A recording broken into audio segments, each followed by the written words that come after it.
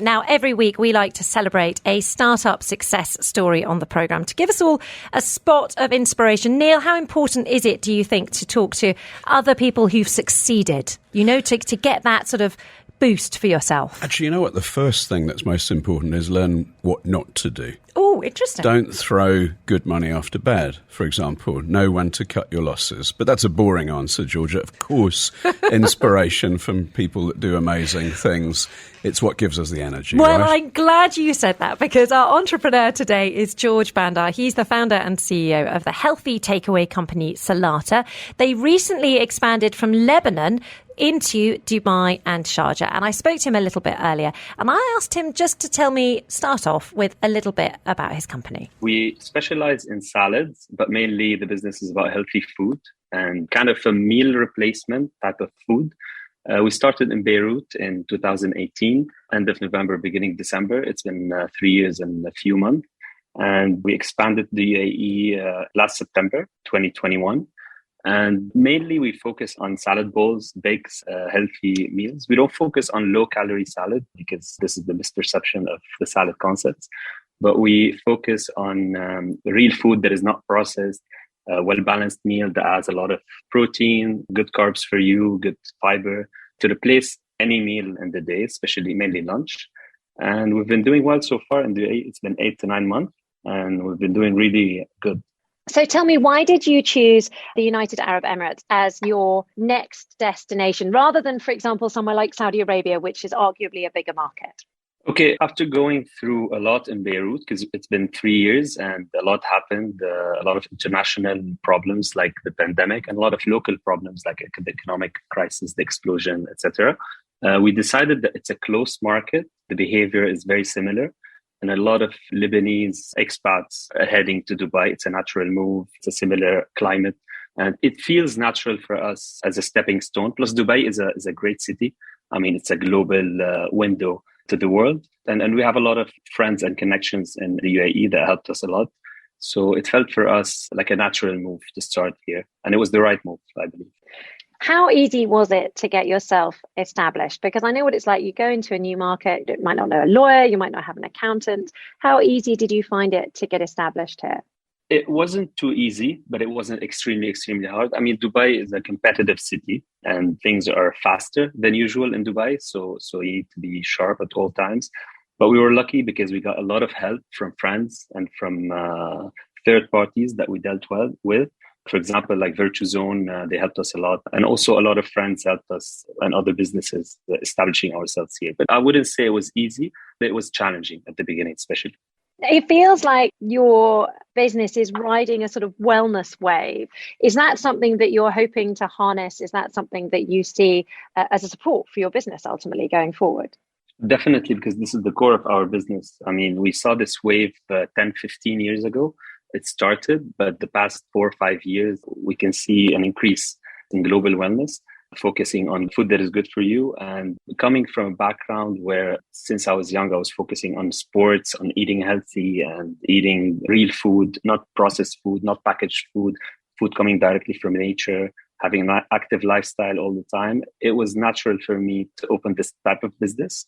And it helped that there's this wave. I don't think it's going to go away anytime soon. I feel it's a stable, like everyone is conscious about food now and the long-term effect of good food on you. So I don't think it's going to go away anytime soon. And this is the core of our business.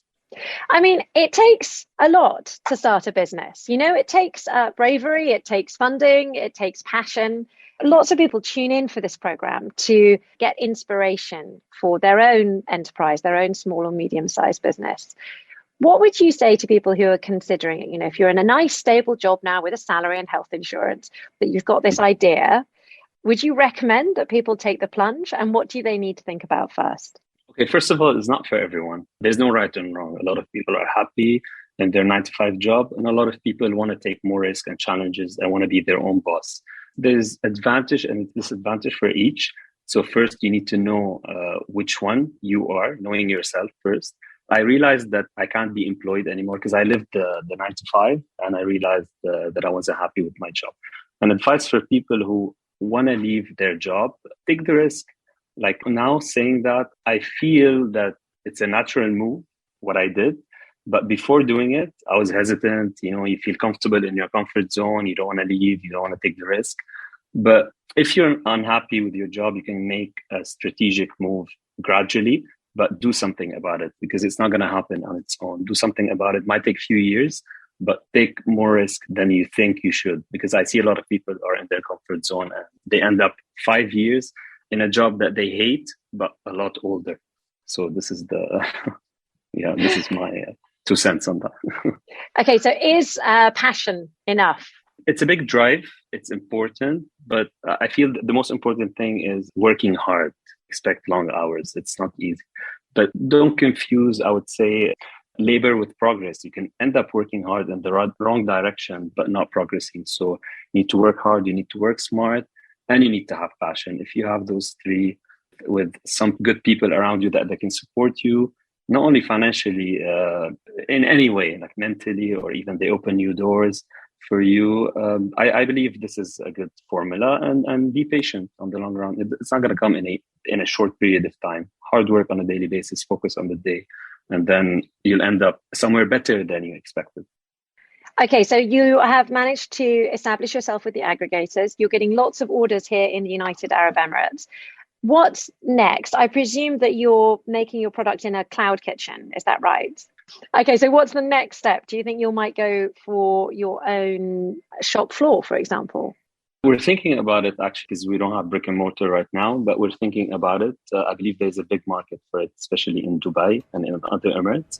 But also we're planning to expand to other Emirates, like Abu Dhabi. We're present in Sharjah right now. Abu Dhabi is in the plan. But I believe brick and mortar is important as well for our business. But for our business is more for lunch, because people eat pizza, burger, junk food on the weekend, and they come back to work on Monday. They want to start eating healthy. So the big chunk are people in offices focusing on eating healthy at lunch or dinner during the week. But that's the plan. We might be opening brick and mortars. Do you know what really struck me about that interview, Georgia? Well done, by the way, boss. Is, we're called Starting Up. We're a show for entrepreneurs, but I think the big business owners should be listening to this.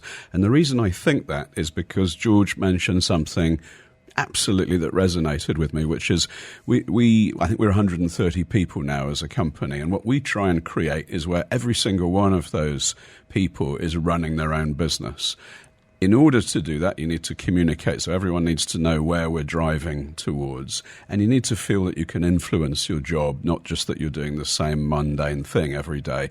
As an entrepreneur, it's really easy to motivate yourself. Obviously, it's your money, it's your time, it's your passion, and so on and so on. It's a lot harder if you're part of a corporate business. So that's I'd say the magic sauce. How can you make everyone entrepreneurial, seeking to disrupt, being prepared to make mistakes? Because, of course, what's so interesting about George Bandar there, the founder and CEO of that healthy takeaway company, SALATA, is he was talking about wanting to leave your corporate job in order to have that passion. And I suppose if you can feel that passion within the corporate job and have the security of maybe housing allowance or children's school fees or health insurance, then you're in a win-win situation. Yeah, he's right that there are some people that are just not cut out for it. Okay, and there's nothing wrong with that. You can be brilliant in a different area. But a lot of people say to me, when I decide, should I, for example, a classic thing is everyone sees a trend in one particular area and they try and jump on that train. No, go for something that you enjoy, that you feel confident in, because there are going to be times when you doubt yourself. Nothing wrong with that at all. But be able to fall back on what you're confident at and what you enjoy. So one of the big things that we're talking about on this programme is that inflationary pressure that small and medium-sized businesses are finding it tricky because of inflation, because of rising costs. Do you think that that's going to have an impact on the number of people who choose to become entrepreneurs or who choose to set up small and medium-sized businesses over the next sort of 6 months to a year? Do you think you might see a crunch on people wanting to set up here? I think there's going to be two types of people, two classes. There's the people that don't think about it, and it comes up and it gives them a nasty surprise. So, we just had Amberine on here. Try and plan, and have as much of a business plan as you can with cash flows and so on. But then also, don't be too defensive. So if everything you do, as she was saying, is, lower the price or raise the price, or just reacting to a situation rather than seeking to take it by the scruff of the neck, take control. So for me, for example, in our industry, a bunch of jurisdictions around the world, Hong Kong, Cyprus, Malta, are under massive pressure, and the corporate service providers there are closing down. So we've got access to brilliant staff with amazing skills who hear that Dubai is the land of honey. So, innovate, go and look for even better staff and set them up in a way where if their business grows, then their package can grow so that they can see that and be planning towards it. Really interesting advice there. Neil Petch there, the chairman of Virtuzone. This is Starting Up on the Agenda on Dubai Eye 103.8. With Virtuzone, business setup with no regrets. We've got 4 minutes of Neil Petch, chairman of Virtuzone's expertise. I'm going to move on very quickly as a consequence. So Khaled has got in touch. He wants to know which free zone he should pick from the cornucopia on offer. Well, first thing, Khaled, not necessarily a free zone. There's about 67 different jurisdictions. You've got to include the mainland ones. And everyone's, should I go free zone? Should I go mainland? There's advantages to each. And so the first thing is, before you set off on that journey, get some directions. Obviously, that's biased advice from Virtuzone here, but it's so true because you can easily think that you're taking a shortcut and it ends up being an absolute nightmare. First thing, it's great that you want to get started, have that entrepreneurial buzz, no better time, and in my impression, couple of things to think about. Some of the things that would benefit a free zone. Traditionally, there was always an image that they were cheaper to set up and perhaps speedier to set up. The first of those is no longer necessarily the case, but there's still an element of that, being able to do things faster. We always want to have control over our business processes, so 100% ownership is really, really important. And I know that we had another question coming in from someone about setting up a birthday party events company, and there you need an events management license, which is available from a free zone, and now you can have 100% ownership as an expat. So start to plan. So on the free zone side of things, you've got no import duty, number one. Secondly, when corporation tax does hit us, Georgia, and it is going to be coming, your husband, the lawyer, is going to be telling you all about it. Free zone companies, the business that they are operating on in that free zone is not subject to corporation tax. So I think there's going to be a lot of people structuring their businesses such that they're more tax efficient than used to be the case. And also remember that, a lot of our listeners are running e-commerce businesses and for example, are delivering products that might be manufactured elsewhere. So if you're providing a service, if you're shipping within that free zone, it counts as being within the free zone. So you're much, much more tax efficient. But again, horses for courses. What you'll find, if you walk in, if you're in Dubai Mall, you're about to buy a plasma and you walk into the Samsung shop, you know what they're going to recommend, right? It's not going to be, yeah. So Sony. Make sure that you're getting unbiased advice from someone that wants the best service for you rather than is seeking to make the best margin or is particularly biased. Okay, Emil is 22 years old. He's part of his family's tyre business. He's got this question for you. I wanted to actually start my own business. We actually have a family business. I'm looking to expand the business. I wanted to get into the B2C market. We deal with tires and we're in the B2B market. But sometimes I think that I'm too young. I might not be able to actually do so many things. I don't have a corporate experience. But I'm a quick adapting person. I would love to learn on the way. What would you suggest? Would it be something which you would say for me to go ahead and do it, or would you suggest that I go somewhere, sometimes I say learn to people learn don't, how the having corporate world works? Having listened to your question, quite categorically go for it. I'll tell you why. You've made the effort to make the call. It shows that you're interested. You come from a family business, so you've seen what your family are doing. They're being entrepreneurial every day. You've been learning things for 20 years. So you've got great foundations, but you're thinking it through, so you're also process orientated. So I say everything is in your favour.